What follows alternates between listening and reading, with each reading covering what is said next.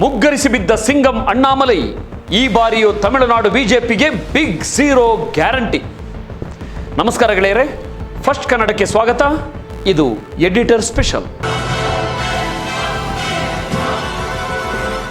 ಇವತ್ತಿನ ವಿಡಿಯೋದಲ್ಲಿ ನಾನು ಸೌತ್ ಇಂಡಿಯಾದ ಅತಿ ದೊಡ್ಡ ಪೊಲಿಟಿಕಲ್ ಕುರುಕ್ಷೇತ್ರದ ಬಗ್ಗೆ ಮಾತಾಡ್ತಿದ್ದೇನೆ. ಅದೇ 2026ರ ತಮಿಳುನಾಡು ವಿಧಾನಸಭಾ ಚುನಾವಣೆ. ತಮಿಳುನಾಡು ಪಾಲಿಟಿಕ್ಸ್ ಅಂದ್ರೇನೆ ಒಂದು ಬಿಗ್ ಬಜೆಟ್ ಸಿನಿಮಾ ಇದ್ದ ಹಾಗೆ. ಆದರೆ ಈ ಬಾರಿ ರಿಲೀಸ್ ಆಗ್ತಿರೋದು ಬರೀ ಸಿನಿಮಾವಲ್ಲ, ಇದು ರಿಯಲ್ ಲೈಫ್ ಥ್ರಿಲ್ಲರ್. ಕೇವಲ 3-4 ವರ್ಷಗಳ ಹಿಂದೆ ತಮಿಳುನಾಡು ಬಿಜೆಪಿಯಲ್ಲಿ ಸಿಂಗಂ ತರ ಎಂಟ್ರಿ ಕೊಟ್ಟು ನಾನೇ ಮುಂದಿನ ಕಿಂಗ್ ಅಂತ ಅಬ್ಬರಿಸಿದ್ದ ಫೈರ್ ಬ್ರ್ಯಾಂಡ್ ಲೀಡರ್ ಮಾಜಿ IPS ಅಧಿಕಾರಿ ಕೆ ಅಣ್ಣಾಮಲೈ ಇವತ್ತು ಎಲ್ಲಿದ್ದಾರೆ? ಅವರ ಆ ಆಕ್ರಮಣಕಾರಿ ಶೈಲಿ, ಏಕಾಂಗಿ ಹೋರಾಟದ ಮಾಸ್ಟರ್ ಪ್ಲಾನ್ ಸೋತಿದ್ದೆಲ್ಲಿ? ಫ್ರೆಂಡ್ಸ್, ಈ ವಿಡಿಯೋ 2024ರ ಲೋಕಸಭಾ ಎಲೆಕ್ಷನ್ನಿಂದ ಶುರುವಾಗಿ 2026ರ ಏಪ್ರಿಲ್ 23ರಂದು ನಡೆಯಲಿರುವ 234 ಕ್ಷೇತ್ರಗಳ ಅಸೆಂಬ್ಲಿ ಎಲೆಕ್ಷನ್ವರೆಗೆ ಪ್ರತಿಯೊಂದು ಇನ್ಸೈಡ್ ಪಾಲಿಟಿಕ್ಸ್ ಅನ್ನ ನಾವು ಬಿಡಿಸಿಡ್ತೀವಿ. ಜೊತೆಗೆ ಸೂಪರ್ ಸ್ಟಾರ್ ವಿಜಯ್ ಅವರ ತಮಿಳಗ ವೆಟ್ರಿ ಕಳಗಂ TVK ಎಂಟ್ರಿಯಿಂದ DMK ಮತ್ತು AIADMK ಮೈತ್ರಿಕೂಟಗಳಿಗೆ ಆಗಿರೋ ನಡುಕದ ಬಗ್ಗೆಯೂ ಕಂಪ್ಲೀಟ್ ಡೀಟೇಲ್ಸ್ ಕೊಡ್ತೀನಿ. ಸೊ ಸ್ನ್ಯಾಕ್ಸ್ ತಗೊಂಡು ರಿಲ್ಯಾಕ್ಸ್ ಆಗಿ ಕೂತ್ಕೊಳ್ಳಿ, ಶುರು ಮಾಡೋಣ. ಸಿಂಗಂ ಎಂಟ್ರಿಯ ದ ಮಾಸ್ಟರ್ ಪ್ಲಾನ್ ಫೇಲ್ಯೂರ್. ಅದು ಜುಲೈ 8, 2021. ತಮಿಳುನಾಡು ಬಿಜೆಪಿ ರಾಜ್ಯಾಧ್ಯಕ್ಷರಾಗಿ ಕೆ ಅಣ್ಣಾಮಲೈ ಚಾರ್ಜ್ ತಗೋತಾರೆ. ಅಲ್ಲಿಂದ ಶುರುವಾಗಿದ್ದೇ ಒಂದು ಹೊಸ ಟ್ರೆಂಡ್. ಸಾಂಪ್ರದಾಯಿಕವಾಗಿ ಡಿಫೆನ್ಸಿವ್ ಆಗಿದ್ದ ಬಿಜೆಪಿಯನ್ನ ಅಣ್ಣಾಮಲೈ ಅವರು ಅಗ್ರೆಸಿವ್ ಆಗಿ ಬದಲಾಯಿಸಿದರು. ಜುಲೈ 2023ರಲ್ಲಿ ಅಣ್ಣಾಮಲೈ ಶುರು ಮಾಡಿದ ಎನ್ ಮಣ್ ಎನ್ ಮಕ್ಕಳ್ ಅಂದ್ರೆ ನನ್ನ ಭೂಮಿ ನನ್ನ ಜನ ಪಾದಯಾತ್ರೆ ಯುವ ಜನರಲ್ಲಿ ದೊಡ್ಡ ಕ್ರೇಜ್ ಹುಟ್ಟು ಹಾಕಿತ್ತು. ಅವರ ಟಾರ್ಗೆಟ್ ಕೇವಲ ಆಡಳಿತಾರೂಢ DMK ಆಗಿರಲಿಲ್ಲ, ಬದಲಾಗಿ ತಮ್ಮದೇ ಮಿತ್ರ ಪಕ್ಷವಾಗಿದ್ದ AIADMKಯ ದಿವಂಗತ ನಾಯಕಿ ಜಯಲಲಿತಾ ಅವರ ಮೇಲೂ ಭ್ರಷ್ಟಾಚಾರದ ಆರೋಪ ಮಾಡಿದರು. ಪರಿಣಾಮ ಸೆಪ್ಟೆಂಬರ್ 2023ರಲ್ಲಿ AIADMK ಬಿಜೆಪಿ ಮೈತ್ರಿ ಮುರಿದು ಬಿತ್ತು. ಅಣ್ಣಾಮಲೈ ಅವರ ಕಾನ್ಫಿಡೆನ್ಸ್ ಲೆವೆಲ್ ಎಷ್ಟಿತ್ತಂದ್ರೆ, ನಾವು ಏಕಾಂಗಿಯಾಗಿ ನಿಂತು ದ್ರಾವಿಡ ಕೋಟೆಯನ್ನು ಒಡೆಯುತ್ತೇವೆ ಅಂತ ಹೈಕಮಾಂಡ್ಗೆ ಭರವಸೆ ನೀಡಿದರು. 2024ರ ಲೋಕಸಭಾ ಚುನಾವಣೆಯಲ್ಲಿ ಬಿಜೆಪಿ PMK AMMK ಜೊತೆ ಸೇರಿ 3ನೇ ರಂಗವಾಗಿ ಕಣಕ್ಕಿಳಿಯಿತು. ಆದರೆ ರಿಯಾಲಿಟಿ ಚೆಕ್ ತುಂಬಾ ಹಾರ್ಡ್ ಆಗಿತ್ತು. ಬಿಜೆಪಿ 11.24% ವೋಟ್ ಶೇರ್ ತೆಗೆದುಕೊಂಡ್ರು, ಗೆದ್ದ ಸೀಟುಗಳ ಸಂಖ್ಯೆ ಮಾತ್ರ ಬಿಗ್ ಝೀರೋ. ಸ್ವತಃ ಅಣ್ಣಾಮಲೈ ಅವರೇ ಗೆಲ್ಲಬಹುದಾಗಿದ್ದ ಕೊಯಮತ್ತೂರಿನಲ್ಲಿಯೇ ಸೋತು ಸುಣ್ಣವಾದರು. ಹಾಗಾದ್ರೆ ಅಣ್ಣಾಮಲೈ ಅವರ ಮಾಸ್ಟರ್ ಪ್ಲಾನ್ ಫ್ಲಾಪ್ ಆಗಿದ್ದೆಲ್ಲಿ? ವೋಟ್ ಡೆನ್ಸಿಟಿ 11% ಮತಗಳು ಇಡೀ ರಾಜ್ಯದಾದ್ಯಂತ ಚದುರಿ ಹೋಗಿದ್ದವು. ನಮ್ಮ ಎಲೆಕ್ಷನ್ ಸಿಸ್ಟಮ್ನಲ್ಲಿ ಗೆಲ್ಲಬೇಕಾದ್ರೆ ಒಂದು ನಿರ್ದಿಷ್ಟ ಕ್ಷೇತ್ರದಲ್ಲಿ ಕನಿಷ್ಠ 35-40% ವೋಟ್ ಬೇಕು. ಕನ್ಯಾಕುಮಾರಿ, ಕೊಯಮತ್ತೂರು ಬಿಟ್ಟರೆ ಬೇರೆಲ್ಲೂ ಬಿಜೆಪಿಗೆ ಆ ಸ್ಟ್ರೆಂತ್ ಇರಲಿಲ್ಲ. ದ್ರಾವಿಡ ಸಿದ್ಧಾಂತದ ಬೇರುಗಳು. ಅಣ್ಣಾಮಲೈ ಹಿಂದುತ್ವ ಕಾರ್ಡ್ ಪ್ಲೇ ಮಾಡಿದರೆ DMKಯ MK ಸ್ಟಾಲಿನ್ ಅವರು ಇದನ್ನ ತಮಿಳುನಾಡು ವರ್ಸಸ್ ದೆಹಲಿ ಫೈಟ್ ಆಗಿ ಕನ್ವರ್ಟ್ ಮಾಡಿಬಿಟ್ರು. ಬೂತ್ ಮಟ್ಟದ ಸಂಘಟನೆ ಕೊರತೆ. AIADMK ಮತ್ತು DMK ಬಳಿ ಇರುವಂತಹ ಪವರ್ಫುಲ್ ಬೂತ್ ಲೆವೆಲ್ ವರ್ಕರ್ಸ್ ಬಿಜೆಪಿಗೆ ಇರಲಿಲ್ಲ. ಒಬ್ಬ ವ್ಯಕ್ತಿಯ ವರ್ಚಸ್ಸು ಸಾಲದು. ಪ್ರಶಾಂತ್ ಕಿಶೋರ್ ಅವರಂತಹ ವಿಶ್ಲೇಷಕರು ಹೇಳದಂತೆ ಬರೀ ನಾಯಕನ ಇಮೇಜ್ನಿಂದ ದಕ್ಷಿಣದಲ್ಲಿ ಪಾರ್ಟಿ ಕಟ್ಟಲಿಕ್ಕೆ ಸಾಧ್ಯವಿಲ್ಲ. ಈ ಲೋಕಸಭಾ ಸೋಲಿನ ವರದಿಯ ಪ್ರಕಾರ ಇದು ಹೈಕಮಾಂಡ್ಗೆ ಒಂದು ಬಿಗ್ ಅಲರ್ಟ್ ಆಗಿತ್ತು. The fall of Annamalai. 2024ರ ಸೋಲಿನ ನಂತರ ದೆಹಲಿ ಹೈಕಮಾಂಡ್ಗೆ ಒಂದು ವಿಷಯ ಕ್ಲಿಯರ್ ಆಯಿತು. ಬಲಿಷ್ಠ ದ್ರಾವಿಡ ಪಕ್ಷದ ಬೆಂಬಲವಿಲ್ಲದೆ ತಮಿಳುನಾಡಿನಲ್ಲಿ ಏನು ಮಾಡಲಿಕ್ಕೆ ಸಾಧ್ಯವಿಲ್ಲ. ಪಾರ್ಟಿಯೊಳಗಿನ ಒಂದು ಬಣ ಅಣ್ಣಾಮಲೈ ಅವರ ಅಗ್ರೆಸಿವ್ ಆಟಿಟ್ಯೂಡ್ನಿಂದಲೇ ಮೈತ್ರಿ ಮುರಿದು ಬಿದ್ದು ಪಾರ್ಟಿಗೆ ಲಾಸ್ ಆಯಿತು ಅಂತ ದೂರು ಕೊಟ್ಟಿತ್ತು. ಇದೇ ಟೈಮ್ನಲ್ಲಿ ಒಂದು ದೊಡ್ಡ ಟ್ವಿಸ್ಟ್ ನಡೆಯುತ್ತೆ. ಆಗಸ್ಟ್ 2024ರಲ್ಲಿ ಅಣ್ಣಾಮಲೈ ಅವರು 3 ತಿಂಗಳ ಬ್ರಿಟನ್ನ ಆಕ್ಸ್ಫರ್ಡ್ ಯೂನಿವರ್ಸಿಟಿಯ ಚೀವ್ನಿಂಗ್ ಗುರುಕುಲ್ ಫೆಲೋಶಿಪ್ಗಾಗಿ ಲಂಡನ್ಗೆ ಹೊರಡ್ತಾರೆ. ಈ ಲಂಡನ್ ಪ್ರವಾಸದ ಸುದ್ದಿಯ ಪ್ರಕಾರ ಎಲೆಕ್ಷನ್ ಹತ್ತಿರ ಬರ್ತಿರುವಾಗ ಲೀಡರ್ ಹೀಗೆ ಹೋಗಿದ್ದು ಕಾರ್ಯಕರ್ತರಲ್ಲಿ ದೊಡ್ಡ ಕನ್ಫ್ಯೂಷನ್ ಕ್ರಿಯೇಟ್ ಮಾಡ್ತು.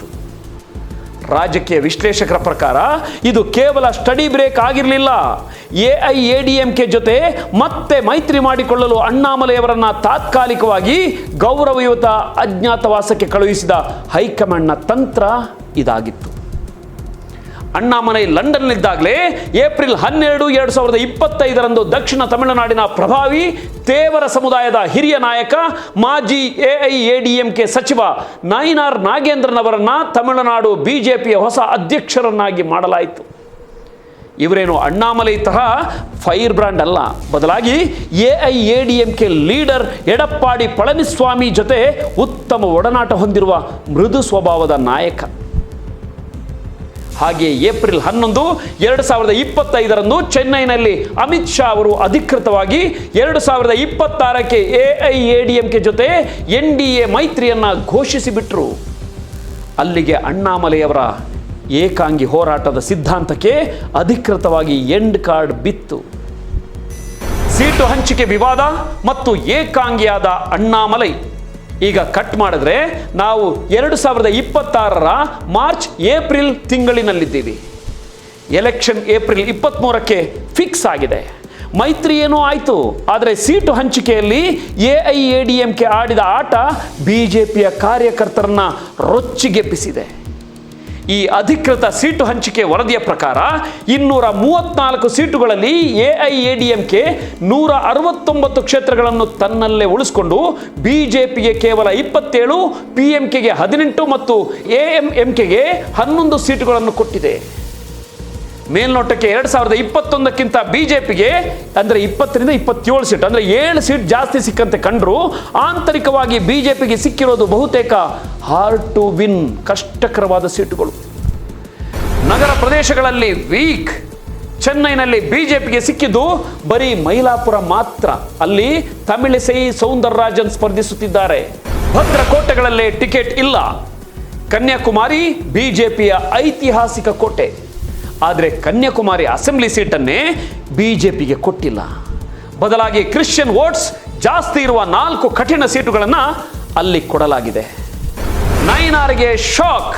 ಕಳೆದ 25 ವರ್ಷಗಳಿಂದ ಹೊಸ ಅಧ್ಯಕ್ಷ ನೈನಾರ್ ನಾಗೇಂದ್ರನ್ ಅವರ ಭದ್ರಕೋಟೆಯಾಗಿದ್ದ ತಿರುನೆಲ್ವೇಲಿಯನ್ನ AIADMK ತನಗೆ ಇಟ್ಟುಕೊಂಡು ಅವರನ್ನು ಸತ್ತೂರಿಗೆ ಶಿಫ್ಟ್ ಮಾಡಿದೆ.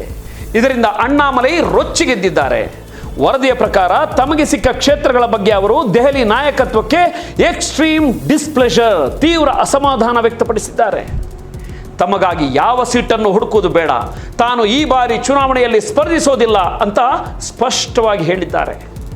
ಅಷ್ಟೇ ಅಲ್ಲ, ಕೊಯಮತ್ತೂರಿನಲ್ಲಿ ತಮ್ಮ ತಂದೆಗೆ ಹುಷಾರಿಲ್ಲ ಎಂಬ ವೈಯಕ್ತಿಕ ಕಾರಣ ನೀಡಿ ತಮಗೆ ವಹಿಸಿದ್ದ 6 ಕ್ಷೇತ್ರಗಳ ಉಸ್ತುವಾರಿಯಿಂದಲೂ ಅವರು ಹಿಂದೆ ಸರಿದಿದ್ದಾರೆ. ಅಣ್ಣಾಮಲೈಯವರ ಅಸಮಾಧಾನದ ಪೀಕ್ ಅಂದರೆ ಮಾರ್ಚ್ 29, 2026 ಪ್ರಧಾನಿ ಮೋದಿ ಅವರು ಕೊಯಮತ್ತೂರಿಗೆ ಬಂದಾಗ ಅವರನ್ನು ಸ್ವಾಗತಿಸುವ ಲಿಸ್ಟ್ನಲ್ಲೇ ಅಣ್ಣಾಮಲೈ ಹೆಸರು ಇರಲಿಲ್ಲ ಮತ್ತು ಅವರು ಏರ್ಪೋರ್ಟ್ಗೂ ಹೋಗಲಿಲ್ಲ. ಇದೊಂದು ರೀತಿ ನನ್ನ ಮಾತು ಕೇಳಲಿಲ್ಲ, ಈಗ ನೀವೇ ಎಲೆಕ್ಷನ್ ಫೇಸ್ ಮಾಡಿ ಅನ್ನೋ ಸೈಲೆಂಟ್ ಪ್ರೊಟೆಸ್ಟ್ ತರ ಕಾಣ್ತಿದೆ ಅಂತ ವಿಶ್ಲೇಷಕರಾದ ಡಾಕ್ಟರ್ ಸುಮಂತ್ ಸಿ ರಾಮನ್ ಅಭಿಪ್ರಾಯಪಟ್ಟಿದ್ದಾರೆ. ಅಣ್ಣಾಮಲೈ ಇಲ್ಲದ ಬಿಜೆಪಿಯ ಮೈಕ್ರೋ ಜಾತಿ ಎಂಜಿನಿಯರಿಂಗ್. ಸೊ ಈಗ ಅಣ್ಣಾಮಲೈ ಕಣದಲ್ಲಿ ಇಲ್ಲ. ಆ ಒಂದು ಮಾಸ್ ಫೇಸ್ ಇಲ್ಲದೆ ಬಿಜೆಪಿ ಈ ಕಣವನ್ನ ಹೇಗೆ ಎದುರಿಸ್ತಿದೆ? ಇಲ್ಲಿ ಬರೋದೇ ಹೈಕಮಾಂಡ್ನ ಕ್ಲಾಸ್ ಮೈಕ್ರೋ ಮ್ಯಾನೇಜ್ಮೆಂಟ್. ಬಿಜೆಪಿ ಈಗ ಕಂಪ್ಲೀಟ್ ಆಗಿ ಜಾತಿ ಲೆಕ್ಕಾಚಾರದ ಮೊರೆ ಹೋಗಿದೆ. ಗೌಂಡರ್ ವೋಟ್ಸ್. ಪಶ್ಚಿಮ ತಮಿಳುನಾಡಿನ ಕೊಂಗು ಬೆಲ್ಟ್ನಲ್ಲಿ AIADMK ಮತ್ತು EPS ಅವರ ಗೌಂಡರ್ ಸಮುದಾಯದ ಬಲವನ್ನ ಬಿಜೆಪಿ ನೆಚ್ಚಿಕೊಂಡಿದೆ. ತೇವರ ಮುಕ್ಕುಲತೋರ್ ವೋಟ್ಸ್. ದಕ್ಷಿಣದಲ್ಲಿ ಅಸ್ತಿತ್ವ ಉಳಿಸಿಕೊಳ್ಳಲಿಕ್ಕೆ ನೈನಾರ್ ನಾಗೇಂದ್ರನ್ ತೇವರ ಸಮುದಾಯದವರು ಅವರನ್ನ ಅಧ್ಯಕ್ಷರನ್ನಾಗಿ ಮಾಡಿದ್ದಲ್ಲದೆ TTV ದಿನಕರನ್ ಅವರ AMMK ಪಾರ್ಟಿಗೆ 11 ಸೀಟು ಕೊಟ್ಟು ಜೊತೆಗಿಟ್ಟುಕೊಂಡಿದ್ದಾರೆ. ವನ್ಯಾರ್ ವೋಟ್ಸ್. ಉತ್ತರ ತಮಿಳುನಾಡಿನಲ್ಲಿ ಪ್ರಾಬಲ್ಯವಿರುವ ಡಾಕ್ಟರ್ ಅನ್ಬುಮಣಿ ರಾಮದಾಸ್ ಅವರ PMK ಪಾರ್ಟಿಗೆ 18 ಸೀಟುಗಳನ್ನು ನೀಡಲಾಗಿದೆ. ದಲಿತ ಮತಗಳು. AIADMK ತನಗೆ ಒಲಿದಿರುವ ಸೀಟುಗಳಲ್ಲಿ 11 ಪರಿಶಿಷ್ಟ ಜಾತಿ ಮೀಸಲು ಕ್ಷೇತ್ರಗಳನ್ನು ಮಿತ್ರ ಪಕ್ಷಗಳಿಗೆ ಅಂದರೆ PT, PMK, ಬಿಜೆಪಿಗೆ ಬಿಟ್ಟು ಕೊಟ್ಟಿದೆ. ಇದೆಲ್ಲದರ ಜೊತೆಗೆ 13 ಜನರ ಪ್ರಣಾಳಿಕಾ ಸಮಿತಿಯನ್ನು ರಚಿಸಿರುವ ಹಿರಿಯ ನಾಯಕಿ ತಮಿಳಿಸೈ ಸೌಂದರರಾಜನ್ ಅವರು ಆನ್ಲೈನ್ ಮತ್ತು ಸಜೆಷನ್ ಬಾಕ್ಸ್ಗಳ ಮೂಲಕ ಜನರ ಅಭಿಪ್ರಾಯ ಸಂಗ್ರಹಿಸುವ ಮೈಕ್ರೋ ಲೆವೆಲ್ ಔಟ್ರೀಚ್ ಮಾಡ್ತಿದ್ದಾರೆ.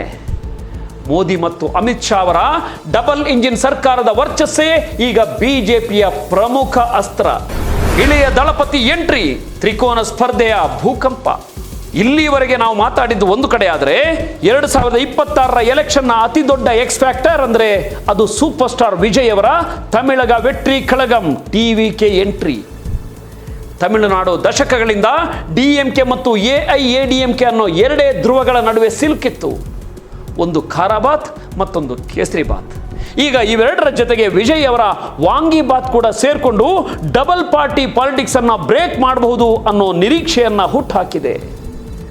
ವರದಿಯ ಪ್ರಕಾರ ವಿಜಯ್ ಅವರು ಎರಡು ಕಡೆಯಿಂದ ಸ್ಪರ್ಧಿಸುತ್ತಿದ್ದಾರೆ. ಚೆನ್ನೈನ ಪೆರಂಬೂರ್ ಮತ್ತು ಮಧ್ಯ ತಮಿಳುನಾಡಿನ ತಿರುಚಿ ಈಸ್ಟ್. ಇವೆರಡೂ ಸಾಂಪ್ರದಾಯಿಕವಾಗಿ ಡಿಎಂಕೆ ಭದ್ರ ಕೋಟೆಗಳು. ಪೆರಂಬೂರ್ ನಗರವಾಸಿಗಳು ಮತ್ತು ಕಾರ್ಮಿಕರಿರುವ ಕ್ಷೇತ್ರವಾದರೆ ತಿರುಚಿ ಈಸ್ಟ್ ಅಲ್ಪಸಂಖ್ಯಾತರ ಅಂದರೆ ಮೈನಾರಿಟಿ ಮತಗಳು ಹೆಚ್ಚಿರುವ ಕ್ಷೇತ್ರ. ಅಂದರೆ ವಿಜಯ್ ಅವರು ನೇರವಾಗಿ MK ಸ್ಟಾಲಿನ್ ಅವರನ್ನೇ ಡಿಕ್ಕಿ ಹೊಡಿತಿದ್ದಾರೆ. ಇದರ ನಡುವೆ ಟಿವಿಕೆಯ ಇಂಟರ್ನಲ್ ಸರ್ವೆ ಏನು ಹೇಳುತ್ತೆ ಗೊತ್ತಾ? ಅವರಿಗೆ 30% ಮತಗಳು ಸಿಗಲಿದ್ದು ಬರೋಬ್ಬರಿ 74 ಸೀಟುಗಳೊಂದಿಗೆ ರಾಜ್ಯದ ಎರಡನೇ ಅತಿ ದೊಡ್ಡ ಪಾರ್ಟಿ ಆಗ್ತೀವಿ ಅಂತ ಕಾನ್ಫಿಡೆಂಟ್ ಆಗಿದ್ದಾರೆ.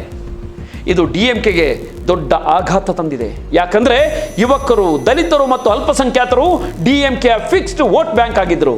ಅದನ್ನು ಈಗ ವಿಜಯ್ ಕಟ್ ಮಾಡ್ತಿದ್ದಾರೆ. ಅದೇ ರೀತಿ ಆಡಳಿತ ವಿರೋಧಿ ಅಲೆಯ ಅಂದರೆ ಆಂಟಿ ಇನ್ಕಂಬೆನ್ಸಿ ಸಂಪೂರ್ಣ ಲಾಭವನ್ನು ಪಡೀಲಿಕ್ಕೆ ಕಾಯ್ತಿದ್ದ ಎಐಎಡಿಎಂಕೆ ಬಿಜೆಪಿ ಮೈತ್ರಿಕೂಟಕ್ಕೂ ಇದು ದೊಡ್ಡ ಹೊಡೆತ. ವಿರೋಧ ಪಕ್ಷದ ವೋಟ್ ಈಗ ವಿಜಯ್ ಮತ್ತು ಎಐಎಡಿಎಂಕೆ ನಡುವೆ ಡಿವೈಡ್ ಆಗುವ ರಿಸ್ಕ್ ಇದೆ. ಇದು ಬಿಹಾರದಲ್ಲಿ ಪ್ರಶಾಂತ್ ಕಿಶೋರ್ ಮಾಡಿದ ಮ್ಯಾಜಿಕ್ ತರಹನೇ. ತಮಿಳುನಾಡಲ್ಲಿ ವಿಜಯ್ ಕಿಂಗ್ ಮೇಕರ್ ಅಥವಾ ವೋಟ್ ಕಟರ್ ಆಗುವ ಎಲ್ಲ ಲಕ್ಷಣಗಳು ಇವೆ. ಇದಕ್ಕೆ ಕೌಂಟರ್ ಆಗಿ ಡಿಎಂಕೆ ಕೂಡ ತನ್ನ 164 ಅಭ್ಯರ್ಥಿಗಳ ಲಿಸ್ಟ್ ರೆಡಿ ಮಾಡಿದೆ. ವಿ ಸೆಂದಿಲ್ ಬಾಲಾಜಿ ಅವರನ್ನ ಕರೂರಿನಿಂದ ಕೊಯಮತ್ತೂರು ಸೌತ್ಗೆ ತಂದು ಬಿಜೆಪಿಯ ಎದುರು ನಿಲ್ಲಿಸಿದ್ದಾರೆ.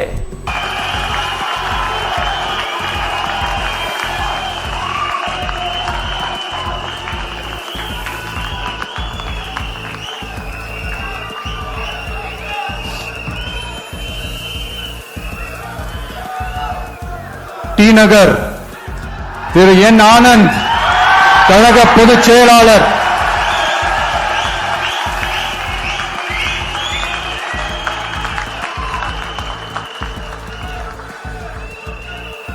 மயிலாப்பூர் திரு பி வெங்கட்ரமணன் கழக பொருளாளர். ಡಿಎಂಕೆ ಮೈತ್ರಿಕೂಟದಲ್ಲಿ ಕಾಂಗ್ರೆಸ್ಗೆ 28 ಸೀಟು ನೀಡಲಾಗಿದೆ. ಆದರೂ ಎಡಪಕ್ಷಗಳ ಜೊತೆ ಸೀಟು ಹಂಚಿಕೆ ವಿವಾದ ಇನ್ನೂ ಹೊಗೆಯಾಡ್ತಿದೆ. 2026ರ ರಿಸಲ್ಟ್ಸ್ ಮತ್ತು ಅಣ್ಣಾಮಲೈ ಭವಿಷ್ಯ ಫೈನಲ್ ಆಗಿ ಹೇಳಬೇಕೆಂದ್ರೆ ಗೆಳೆಯರೆ, ಈ ಮೇ 4, 2026ಕ್ಕೆ ಬರುವ ಎಲೆಕ್ಷನ್ ರಿಸಲ್ಟ್ ಕೇವಲ ತಮಿಳುನಾಡಿನ ಮುಖ್ಯಮಂತ್ರಿ ಯಾರು ಅಂತ ಮಾತ್ರ ಡಿಸೈಡ್ ಮಾಡಲ್ಲ, ಅದು ಅಣ್ಣಾಮಲೆಯವರ ಭವಿಷ್ಯವನ್ನು ಬರೆಯಲಿದೆ. ಒಂದು ವೇಳೆ ನೈನಾರ್ ನಾಗೇಂದ್ರನ್, EPS ಮತ್ತು ಅಮಿತ್ ಶಾ ಅವರ ಹೊಂದಾಣಿಕೆ ರಾಜಕಾರಣ ವರ್ಕೌಟ್ ಆಗಿ NDA ಅಧಿಕಾರಕ್ಕೆ ಬಂದರೆ ಅಣ್ಣಾಮಲೆಯವರ ಸ್ವತಂತ್ರ ಬೆಳವಣಿಗೆ ಸಿದ್ಧಾಂತ ಶಾಶ್ವತವಾಗಿ ಮೂಲೆ ಗುಂಪಾಗುತ್ತೆ. ಅವರನ್ನ ನ್ಯಾಷನಲ್ ಲೆವೆಲ್ಗೆ ಅಂದರೆ ಡೆಲ್ಲಿಗೆ ಶಿಫ್ಟ್ ಮಾಡೋದು ಪಕ್ಕಾ.